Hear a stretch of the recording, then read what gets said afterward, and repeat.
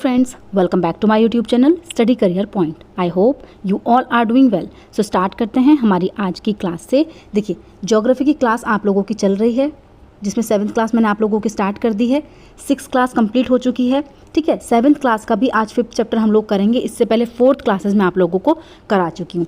ज़्यादा क्लासेस इस चैप्टर में नहीं है, सिर्फ 8th चैप्टर हैं इस क्लास में, जो 7th क्लास है आप लोगों की, और 8th समथिंग चैप्टर आप लोगों के जो नेक्स्ट क्लास है उसमें है, ठीक है, 8th क्लास में। उसके बाद आप लोगों के सिर्फ प्रीवियस ईयर के क्वेश्चन पेपर ही यहाँ पर चलेंगे, ठीक है। एनसीईआरटी के नोट्स की बात करें तो देखिए, जो हिस्ट्री है, हिस्ट्री में भी 8th चैप्टर के सिर्फ 4 चैप्टर यहाँ आप लोगों के रह गए हैं। हिस्ट्री भी ऑलमोस्ट कंप्लीट होने वाली है।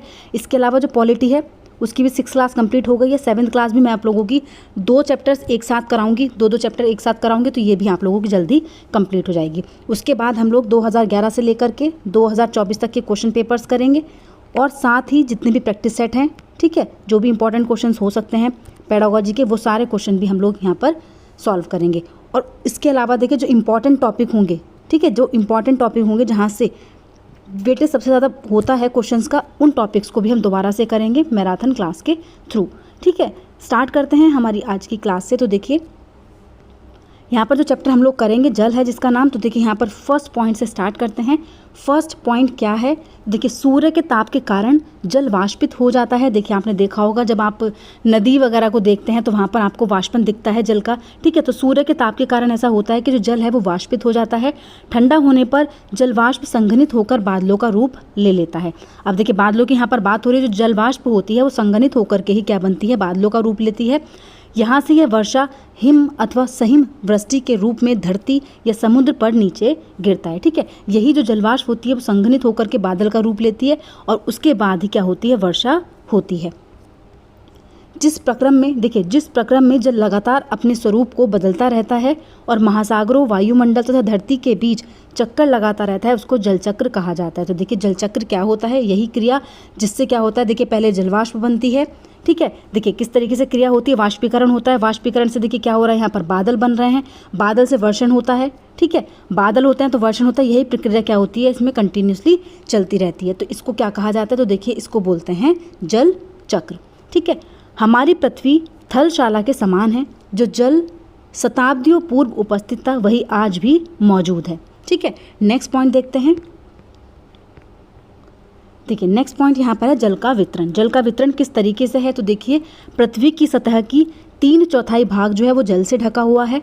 यदि धरती पर थल की अपेक्षा जल अधिक है तो अनेक देशों में जल की कमी का सामना क्यों करना पड़ता है? तो देखिए, क्यों करना पड़ता है? यहाँ पर देखिए, जल की एक तालिका है जो मैं आप लोगों को दिखा देती हूँ। देखिए, जल का वितरण का प्रतिशत दिया गया है। अगर महासागरों की हम लोग बात करें तो देखिए, महासागरों में जो सबसे ज़्यादा जल मिलता है वो होता है 97.3%, ठीक है। किसकी बात हो रही है? देखिए, ये हो रही है महासागरों की।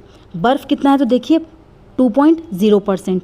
भूमिगत जल कितना है? तो देखिए 0.68%। झीलों का अलवण जल कितना है? तो देखिए 0.009%।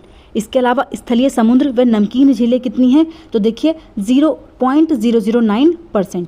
वायुमंडल नदियाँ, तो देखिए वायुमंडल नदियाँ जो है वो सबसे कम हैं, जो है आपकी 0.0001। तो देखिए, ये आपका जल का वितरण है। देखिए, सबसे ज़्यादा जो जल है वो कहाँ पर प्राप्त हो रहा है? तो सबसे ज़्यादा जो परसेंटेज है वो किसका है? तो वो है महासागरों का, ठीक है।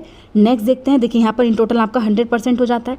नेक्स्ट पॉइंट है, इजराइल के मृत सागर में 340 ग्राम प्रति लीटर लवणता होती है।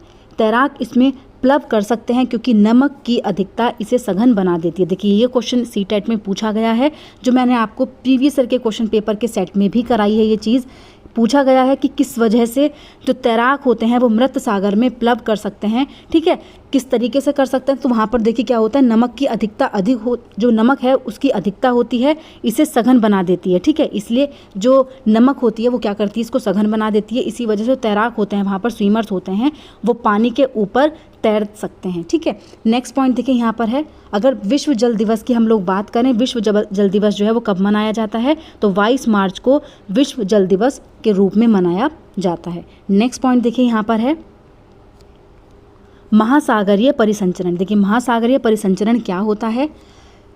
ताल एवं झील के शांत जल के विपरीत महासागरीय जल हमेशा गतिमान रहता है। देखिए अगर हम बात करें झीलों की तो देखिए आपने देखा होगा जो ताल और झील होती हैं वो आप लोगों को हमेशा शांत दिखती हैं। इसके अलावा जो महासागरीय परिसंचरण, जो महासागरीय जल होता है वो क्या होता है, वो हमेशा गतिमान रहता है।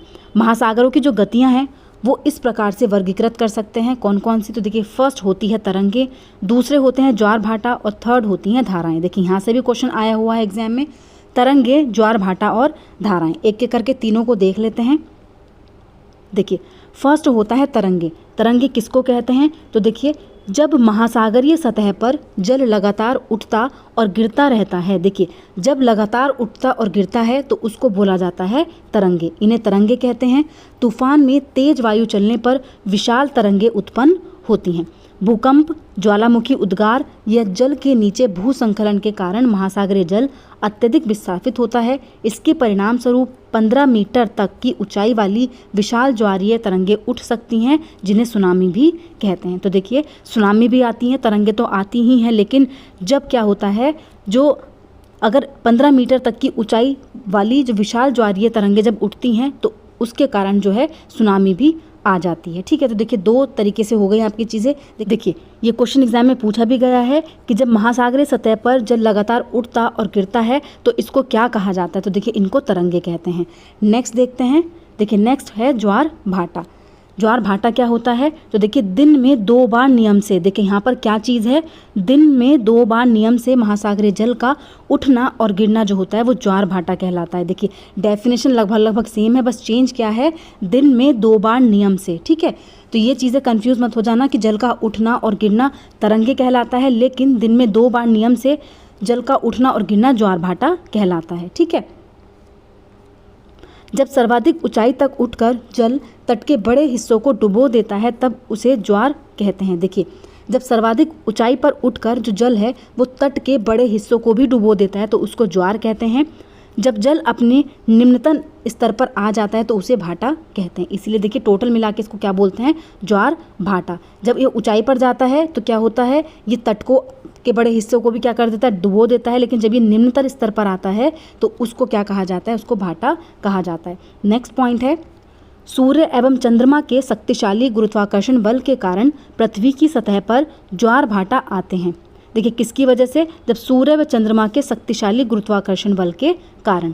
पूर्णिमा एवं अमावस्या के दिनों में सूर्य, चंद्रमा एवं पृथ्वी एक सीध में होते हैं, जिसके कारण ऊंचे ज्वार उठते हैं। इस ज्वार को व्रत ज्वार कहते हैं। तो देखिए जब क्या होता है, पूर्णिमा या फिर अमावस्या के दिनों में, देखिए पूर्णिमा और अमावस्या की बात करें तो यहाँ पर जो सूर्य, चंद्रमा और पृथ्वी है ये क्या होती है, ये सीध में होती हैं। इसकी वजह से भी ऊंचे ऊंचे ज्वार उठते हैं। नेक्स्ट पॉइंट है, चांद एवं सूर्य का गुरुत्वाकर्षण बल विपरीत दिशाओं से महासागरीय जल पर पड़ता है। देखिए बात करें चांद और सूर्य की, तो देखिए चांद और सूर्य का जो गुरुत्वाकर्षण बल है वो विपरीत दिशाओं से महासागरीय जल पर पड़ता है। परिणाम स्वरूप निम्न ज्वार आता है। ऐसे ज्वार को ही लघु ज्वार भाटा कहते हैं। तो देखिए लघु ज्वार भाटा किसको कहा जाता है, जब गुरुत्वाकर्षण बल के विपरीत दिशाओं में महासागरीय जल पड़ता है। ठीक है, तो उसके ही परिणाम स्वरूप निम्न ज्वार उठते हैं, जिसको लघु ज्वार भाटा कहते हैं। और जब ऊंचे ज्वार उठते हैं तो उसको कहते हैं व्रत ज्वार। ठीक है, नेक्स्ट पॉइंट है,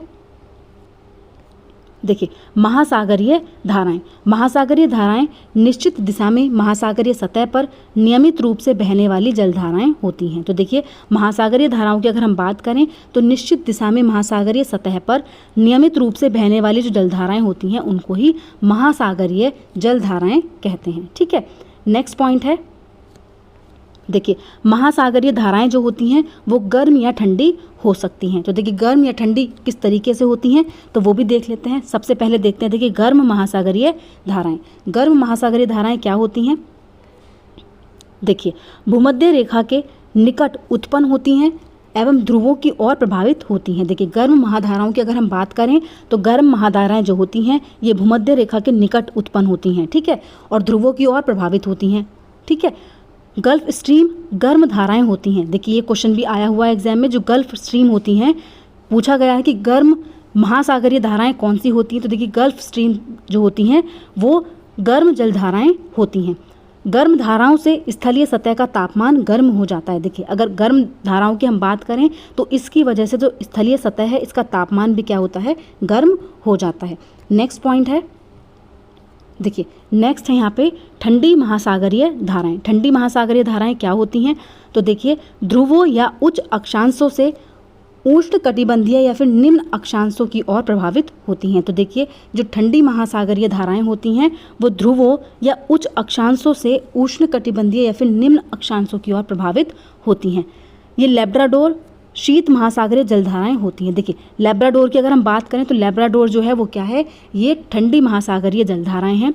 जिस स्थान पर गर्म और शीत जलधाराएं मिलती हैं वह स्थान विश्व भर में सर्वोत्तम मत्स्य क्षेत्र बन जाता है। देखिए ये चीज़ है इसमें, तो ये क्या चीज़ बोली गई है कि जिस स्थान पर ये गर्म और शीत जलधाराएं मिलती हैं उसकी वजह से क्या होता है कि यह स्थान विश्व में सर्वोत्तम मत्स्य क्षेत्र माना जाता है। ठीक है, सर्वोत्तम मत्स्य क्षेत्र इसको बोला जाता है। जापान के आसपास एवं उत्तर अमेरिका के पूर्वी तट इसके उदाहरण है। देखिए बात करें उदाहरणों की तो जापान के आसपास का क्षेत्र और उत्तर अमेरिका के पूर्वी तट जो है वो इस तरीके की धाराओं के क्या हैं? उदाहरण है। नेक्स्ट है जहाँ गर्म और ठंडी जलधाराएं मिलती हैं वहाँ कोहरे वाला मौसम बनता है। देखिए जिस स्थान पर जो गर्म और ठंडी जलधाराएं मिलती हैं वहाँ पर क्या होता है? तो वहाँ पर कोहरे वाला मौसम हो जाता है। जैसे आपने मोस्टली देखा होगा घाट के पास में, नदियों के पास में आप लोगों को धीमा धीमा कोहरा दिखाई देता है। ठीक है, वो किस वजह से बनता है? तो देखिए जब गर्म और ठंडी जलधाराएं आपस में मिलती हैं तो वो कोहरे का निर्माण करती हैं। ठीक है, तो देखिए आज की थ्योरी आप लोगों की सिर्फ इतनी ही थी। इस चैप्टर के अंदर जितने भी की पॉइंट्स, जितने भी इंपॉर्टेंट पॉइंट्स थे वो मैंने आप लोगों को करा दिए हैं। क्योंकि देखिए जो तरंगे हैं, ज्वार भाटा है, ठीक है, धाराएं हैं, यहाँ से क्वेश्चन आप लोगों का आया हुआ है। ठीक है, तो काफ़ी इंपॉर्टेंट थ्योरी है। सिर्फ वही चीज़ें आप लोगों को कराई जा रही हैं। देखिए ज़्यादा एक्स्ट्रा चीज़ें आप लोगों को नहीं करा रहे हैं, सिर्फ वही आप लोगों के प्रीवियस ईयर के क्वेश्चन पेपर को देख करके एनालिसिस करके आप लोगों के लिए नोट्स तैयार किए जा रहे हैं। ऐसा नहीं है कि नोट्स कम है तो आप लोगों की थ्योरी नहीं हो रही है, क्योंकि देखिए लाने के लिए मैं और थ्योरी भी आप लोगों के लिए लेकर के आ सकती हूँ, लेकिन जो चीज़ें इंपॉर्टेंट है नहीं तो उनको आप लोगों को कराने से कोई फ़ायदा नहीं है। ठीक है, जो ही चीज़ें एग्जाम में पूछी गई हैं, जहाँ से एग्जाम में क्वेश्चन पूछे जा सकते हैं, वही चीज़ें आप लोगों को पढ़ाई जा रही हैं। तो देखिए आज की क्लास आप लोगों की यहीं पर कंप्लीट होती है। अगर आप लोगों को मेरी क्लास अच्छी लगी हो तो प्लीज़ मेरे चैनल को लाइक करें, सब्सक्राइब करें और शेयर करें। ऐसी ही और वीडियोज़ के लिए मेरे चैनल पर बने रहिए। Thank you.